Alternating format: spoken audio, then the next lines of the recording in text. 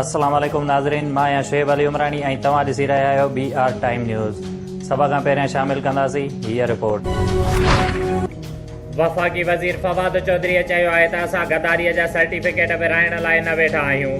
MQM बानी थियण जी ख़्वाहिश रखंदड़ संदसि अंजाम ॾिसी वठनि। इस्लामाबाद में शिबली फराज़ सां गॾु प्रेस कॉन्फ्रेंस कंदे फवाद चौधरीअ चयो आहे त नून लीग जे जावेद लतीफ़ जे बयान ते हर पाकिस्तानीअ जी दिलि ॾुखोयल आहे। नवाज़ शरीफ़ ऐं MQM जो बानी सियासी माण्हू न आहिनि। मरियम नवाज़ बि लंदन वञणु चाहे थी पर हुनखे वञणु न ॾींदासीं। असीं नून लीग ऐं पीपुल्स पार्टीअ जे अॻुवाणनि खे जेलनि में मोकिलणु नथा चाहियूं।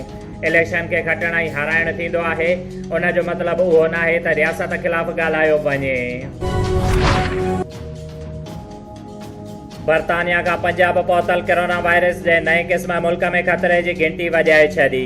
मुल्क अंदरि कोरोना वायरस जे केसिस जी शरह 6 रिकॉर्ड।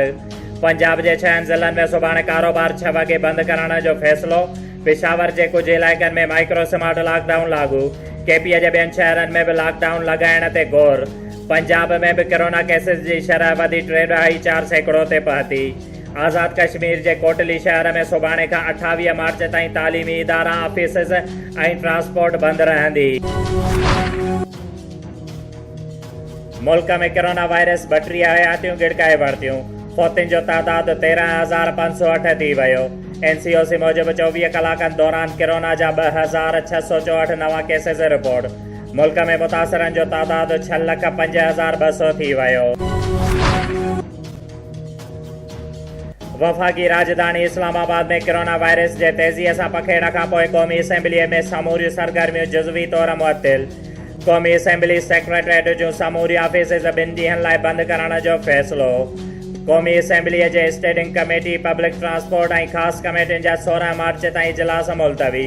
क़ौमी असैम्बली सेक्रेटरेट जी पधिराईअ मूजिबि 17 मार्च खां लाॻापियल ऑफिसर्स ज़रूरी स्टाफ खे ऑफिस घुराए सघंदा। इस्लामाबाद इंतिज़ामिया पारां मास्क न पाईंदड़नि ख़िलाफ़ कार्रवाईअ जो फ़ैसिलो। इस्लामाबाद में कोरोना वायरस खां बचाव लाइ फेस मास्क पाइणु लाज़मी करार ॾिनो वियो। महांगाईअ जे मारियल अवाम मथां हिकु भेरो ॿीहर पेट्रोल बम किरण वारो। तेल अघनि में 6 रुपयनि जी वाध जी सिफ़ारिश। ओघरा पेट्रोलियम जे शयुनि जे अघनि में वाध जी समरी नाणे वारे वज़ारत खे उमाणे छॾी। ज़रियनि मूजिबि पेट्रोल शयुनि जी क़ीमतुनि में सुभाणे खां इज़ाफ़े जो इम्कान। मुल्क में खंड जी क़ीमतुनि में मुसलसिल वाध। पीपुल्स पार्टी पारां सेनेट चेयरमैन जे रद्द थियल वोटनि वारो मामिलो सुभाणे इस्लामाबाद हाई कोर्ट में चैलेंज करण जो ऐलान। फारूक H नाइक, नैयर बुखारी ऐं लतीफ़ खोसो ते ॿधल क़ानूनी टीम जोड़ी वई। बिलावल भुट्टो ज़रदारीअ चयो आहे त पीपुल्स पार्टीअ खे कमज़ोर न सम्झियो वञे।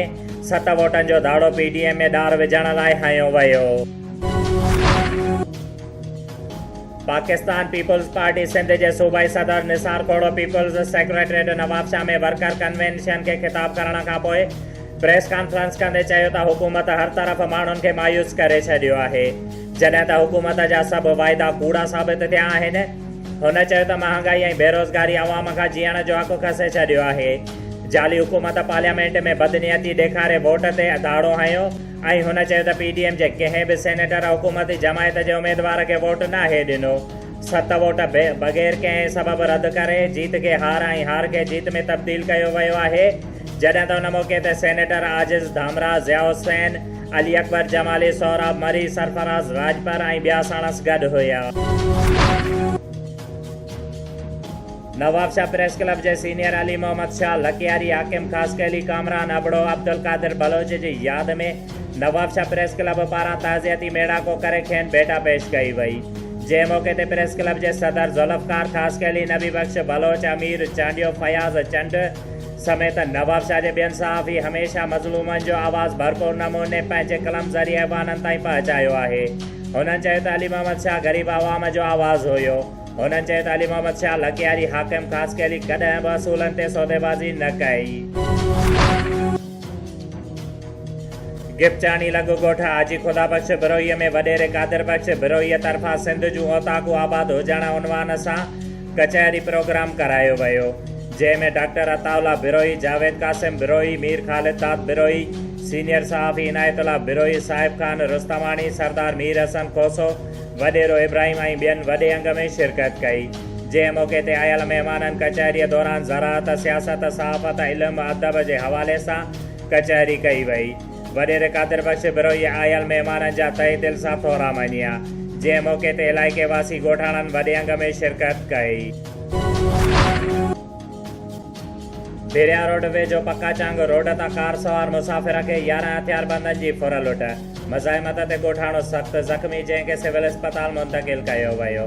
मक़ामी माण्हुनि पहिरां खणी फौरन खे पकिड़े भिरिया सिटी पुलिस हवाले करे छॾियो।